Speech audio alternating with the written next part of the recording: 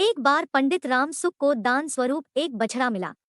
उसने बछड़े का नाम नंदीश्वर रखा और प्यार से पालन पोषण करके उसे तंदुरुस्त बैल बना दिया।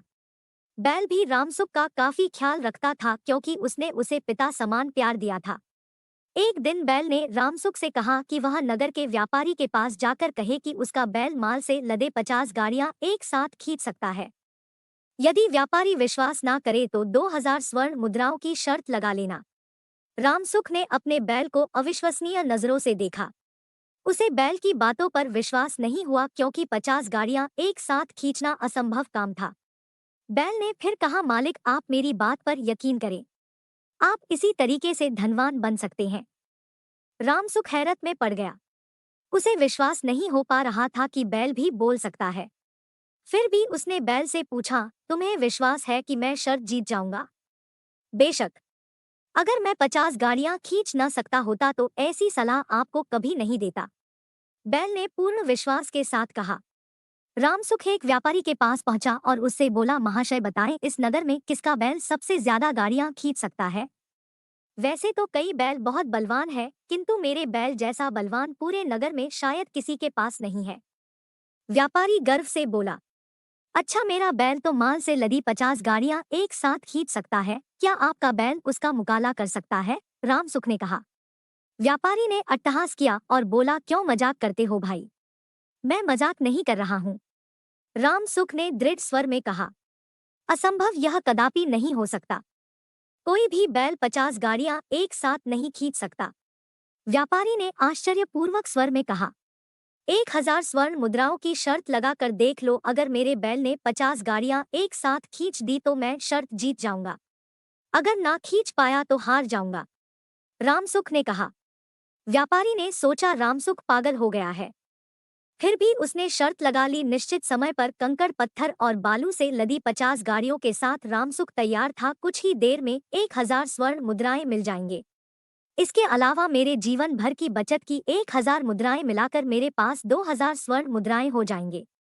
मुद्राओं से मैं और बहुत से बैल खरीदूंगा और शर्तें लगाया करूंगा, फिर तो सारे नगर में मैं सबसे धनी आदमी बन जाऊंगा।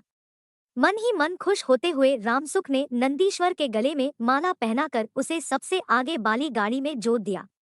चल दुष्ट, जल्दी खींच इन गाड़ियों को। डोट बैल की कमर पर चाबुक मारते हुए रामसुख बोला। अपने मालिक के ऐसे कड़वे बोल सुनकर बैल के दिल को ठेस पहुंची। यह मुझे अपशब्द कह रहा है। ऐसा है तो यहाँ से हिलूंगा भी नहीं। कुछ ही देर में रामसुख परेशान हो गया।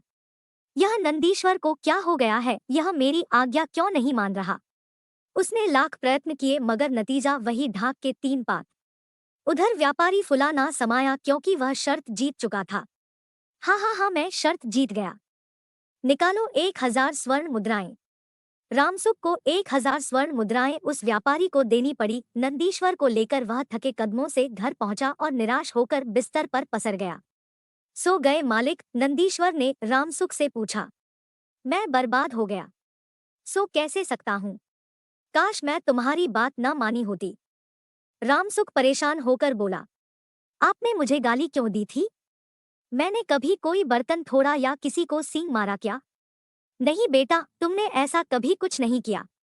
अब तुम यहाँ से चले जाओ, रामसुख ने अनमने स्वर में कहा। नंदीश्वर को रामसुख पर दया आ गई। बोला, कोई बात नहीं, जाओ फिर से शर्त लगा लो। इस बार 2000 स्वर्ण मुद्राओं की शर्त लगाना।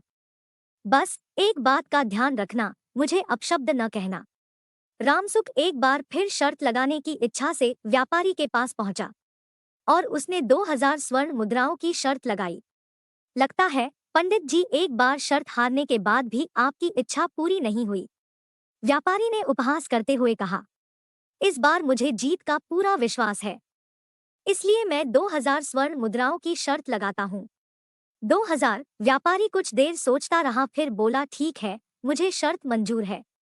फिर 50 गाड़ियों में माल लादकर नंदीश्वर को जोता गया। रामसुख गाड़ी में बैठ गया और नंदीश्वर से बोला, मित्र चलो गाड़ियां खींचो। नंदीश्वर ने गाड़ियों को खींचना शुरू किया तो गाड़ियां खींचती ही चली गई। यह देखकर व्यापारी का होश उड़ गए। बोला, चमत्कार! सचमुच ही रामसुख का बैल सबसे ज्यादा ताकतवर है। उसके बाद व्यापारी ने शर्त के अनुसार रामसुख को 2000 स्वर्ण मुद्राएं दे दी। स्वर्ण मुद्राएं लेकर रामसुख प्रसन्न मुद्रा में घर पहुंचा। अब वह और अधिक धनी हो गया था। वह अपना जीवन सुखपूर्वक बिताने लगा।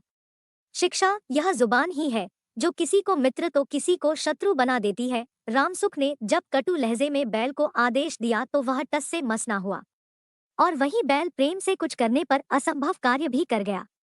मधुर भाषी बनकर कट्टर शत्रु पर भी विजय पाई जा सकती है।